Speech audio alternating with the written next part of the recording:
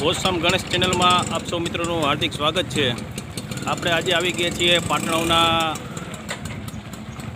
પીરવાડા વિસ્તારની અંદર।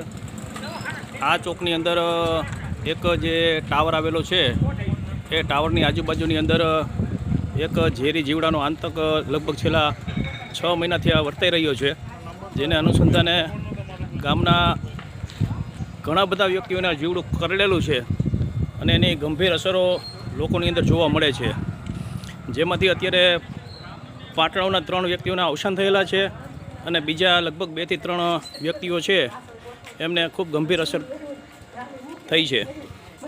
તો અત્યારે આરોગ્યની ટીમ રાજકોટથી, પાટણથી અને ધોરાજી તાલુકાથી તેમજ જિલ્લા પંચાયતના સભ્યો શ્રી વિરલ પનારાભાઈ અને સમસ્ત સ્ટાફ અત્યારે પાટણની મુલાકાત માટે અને જે પણ લોકોને આ ઈજા થઈ છે એમની મુલાકાત લેવા માટે અહીંયા પધારેલો છે।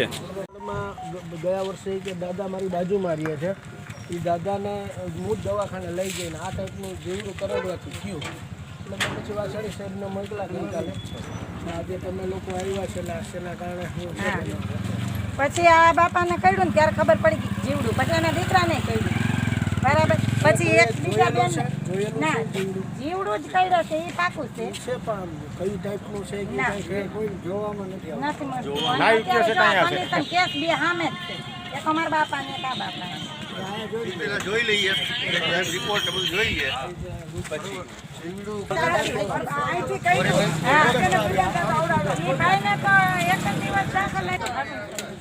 ત્રીજે દિવસે ઓપરેશનોમાં જવું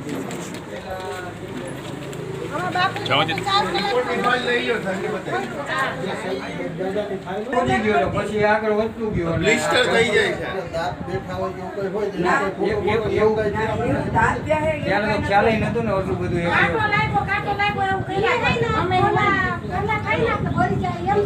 પછી ફાટે। हेलो सर, निकल गए मैं 5 मिनट में पहुंच रहा हूँ, ठीक है?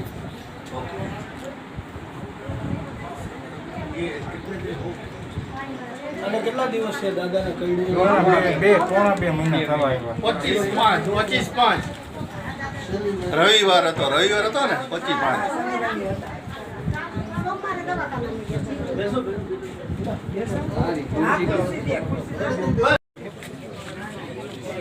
બેમાં છે આ એકમાં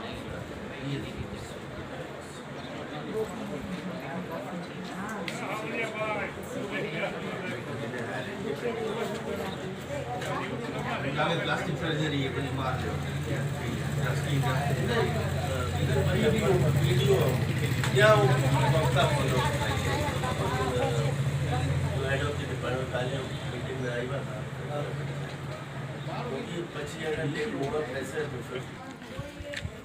જે વિસ્તારની અંદર અત્યારે જે આ ઝેરી જીવડાનો આતંક છે એ વિસ્તારના લોકો અત્યારે આપણી સાથે જોડાયેલા છે, તો આપણે એમની પાસેથી માહિતી મેળવીએ કે આ જીવડાનો આતંક છેલ્લા કેટલા ટાઈમથી આ છે અને કેટલા લોકો આના ભોગ બનેલા છે।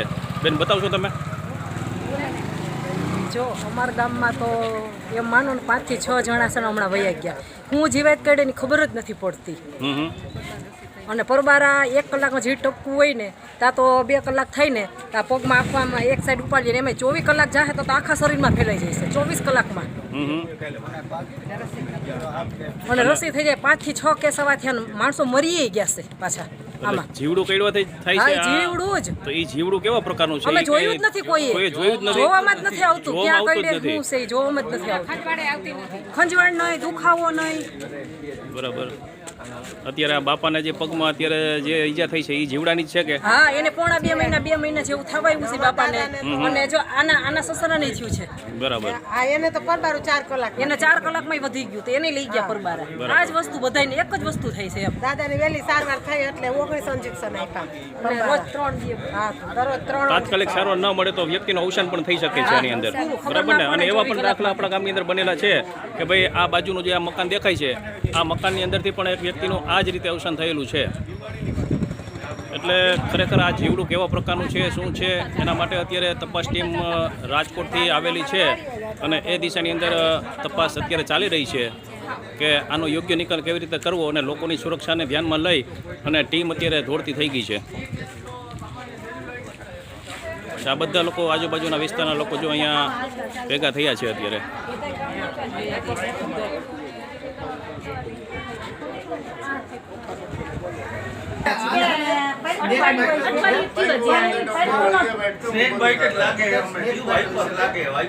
વાઇપર હોય તો છે દેખાય ને વાઇપર નવરું ભાવ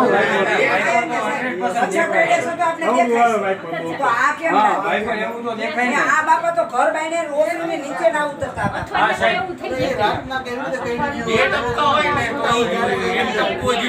મને પેલા એવું જ લાગ્યું હતું પણ આ સુરત લઈ ગયા ને બાપાને ત્યારે એમ જ કીધું કે જીવડું કઈ આ પેલા છે ને અહીંયા આવું થયું પેલા હું એક ફોન કરી લઉં ભાઈ એના લાલ જેવું બાંધેલું પછી એમાંથી રસી કરાવી. આ ભાઈ મરી ગયો એને આયા. બાપાને લઈ ગયા મરી ગયો ને કાલે એને આયા કર્યું. કાળું થઈ જાય બધા. હા એને ખંભે કરી પછી ઓલું આ ફોડલો હે ને ફોડલો થયો તો પણ એમાં રસી કરવાનો.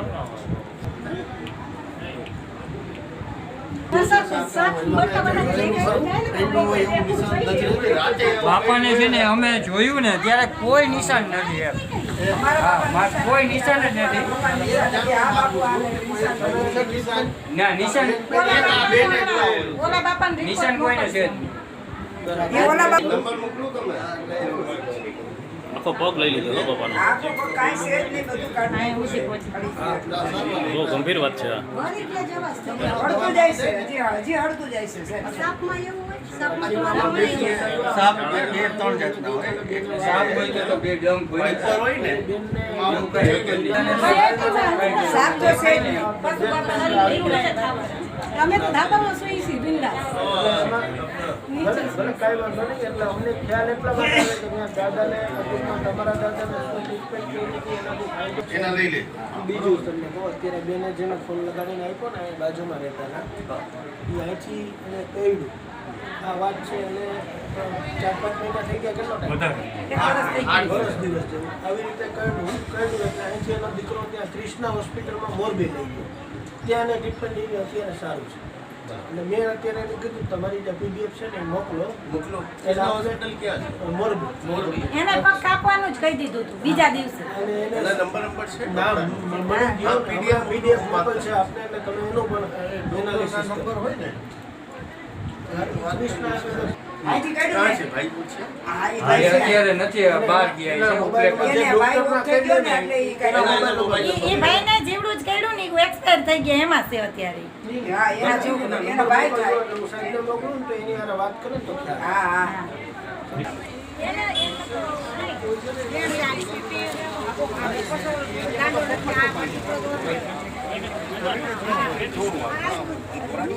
પાછળથી દેખાય.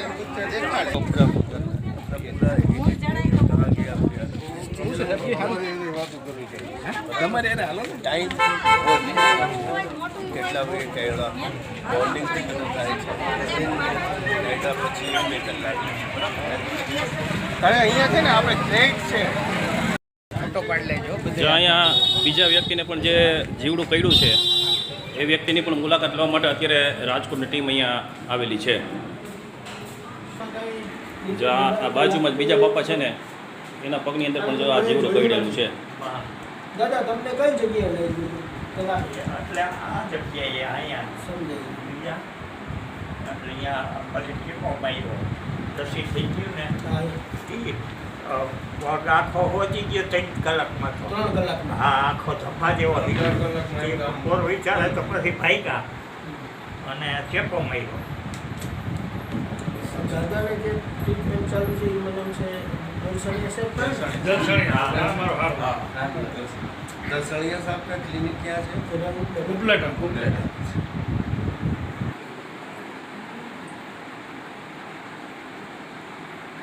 બાબા 2 ડંખ હતા કે એક હતો કે જોયું તમે?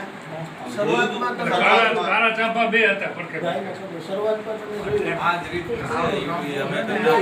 હજીના ઈ પછીનો ઈ કાલના પહેલાનો છે ને અમે ખરખરે ગયા તા 11 વાગે આવ્યા અને અમારા છોકરાને ફોન આવ્યો કે દાદા ને કે વધે છે કે ઓલા બચુ બાપા જેવું નહીં થાય ને એટલે મેં આવી જોયું સેજ આંબીલા જેવો ખાલી રસી દેખાતો તો આંબીલા જેવો ડાઘ હતો. 2 ડાઘ હતા કે બે ને એક જ અહીંયા ઈ તો એ છે એટલે નહોતા, હું જ જોવાવાળી. એક જ આમ કાળો ડાઘ એક હતો કે આમ બે હતા? બે ત્રણ કાજળ અહીંયા પડખે વિચારે કામ થઈ એટલે આમ બે બાજુ અહીંયા બે બાજુ ને લાઈન દીધું જ પોતાને આવીને મેં જોયું ને એટલે બાપુજી વધે છે.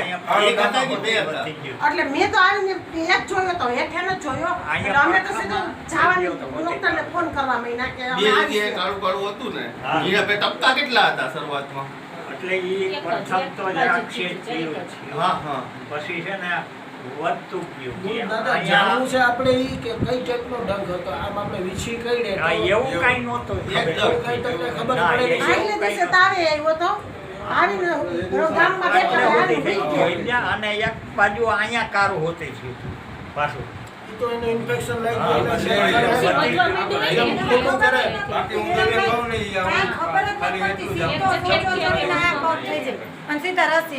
अगर इंसेक्ट होगा तो और भी ज्यादा केस होगा सर, है ना? इंसेक्ट होगा, इंसेक्ट से होगा 40-50 तो ये 2-3 केस नहीं होगा, 40-50 केस हो जाएगी, उससे भी ज्यादा हो जाएगा। तो ये नेचुरली कोई जानवर ही है, कुछ ऐसा हो सकता है। કાકાના રૂમ એવું છે મતલબ કેટલા વાગ્યાના ઘટના છે મતલબ કે આ ક્યારે થયું હતું? દાદા તો શનિવારે શરૂઆત ક્યારે થઈ? સવારમાં થઈ કે રાતે થઈ? નહીં એને સેજ કોણ જાણ તું તો અમે નો આમ સામાન્ય આપણે પગ ના જ જોતા હોય એમ.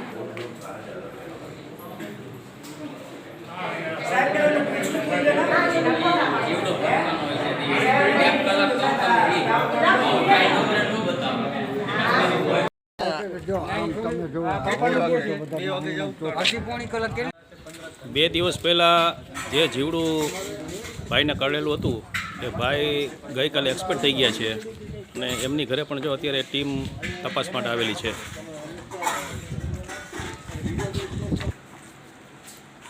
જો આ નીતિનભાઈ આપને જે અત્યારે ફોટામાં દેખાઈ રહ્યા છે એ નીતિનભાઈને પણ જીવડું કરડવાથી એમનું અવસાન થયેલું છે અને એમનો પરિવાર પણ અત્યારે શોકમગ્ન જણાઈ રહ્યો છે.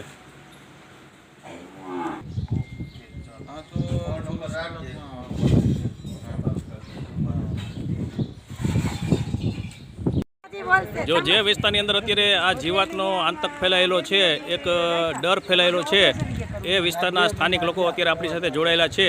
તો આપણે એમની પાસેથી માહિતી મેળવીએ કે અત્યારે આ કેવો માહોલ છે અત્યારે અહીંયા. અત્યારે અમને તો બહુ સંકટ છે અહીંયા બીક લાગે છે અમને બધાયને. હવે અમે તો મોટા ઘોયરા પણ નાની સંગને થાય તો અહીંયા શું કરું? કાલે એક ભાઈ વયો ગયો નાનો હતો એ જ એને જીવડું જ કર્યું હતું? એને જીવડું જ કર્યું હતું, અહીંયા કર્યું હતું ખંભે. એ 24 કલાકમાં ઓફ થઈ ગયા ભાઈ. એ નાનો છોકરો હતો અને બીજા ભાઈને કર્યું હતું એ નાનો હતો, એને તો તાત્કાલિક સારવાર થઈ ગઈ પણ એ ડૉક્ટર હતો એટલે સીધું એને તો હોજી ગયો ને પરવાર એને થઈ ગયું. પણ આ નાના બધાને મોટા થાય તો અલગ વાંધો, નાના થાય તો અમે શું કરી? અમારા કામ વાળા હોય એટલે પછી અમે વાય શું કરી? બરાબર. આ બેન પણ જો આપણી સાથે અત્યારે જોડાયેલા છે. કાપવો પડે એવી પોઝિશન 12 કલાકમાં થઈ જાય, 2 કિડનીમાં રસી થઈ જાય, એટલે આ શું છે એ જાણવું જરૂરી છે. બરાબર. અત્યારે આરોગ્યની ટીમ રાજકોટથી પાટણ આવેલી છે અને એ બાબતની અંદર અત્યારે તપાસનો ધમધમાટ ચાલુ છે. તમામ અધિકારીઓ અત્યારે અહીંયા હાજર છે અને એ દિશાની અંદર ખૂબ ગંભીરતાપૂર્વક અત્યારે તપાસ કરી રહ્યા છે. તેમજ જે પણ લોકોને આ ગંભીર બીમારી થઈ છે તેમની રૂબરૂ મુલાકાત લઈ અને સર્વે ચાલી રહ્યો છે. તો આપણે માતાજીને પ્રાર્થના કરીએ કે વહેલામાં વહેલી તકે આની અંદરથી પાટણ ગામના લોકો સ્વચ્છ રીતે બહાર નીકળી શકે.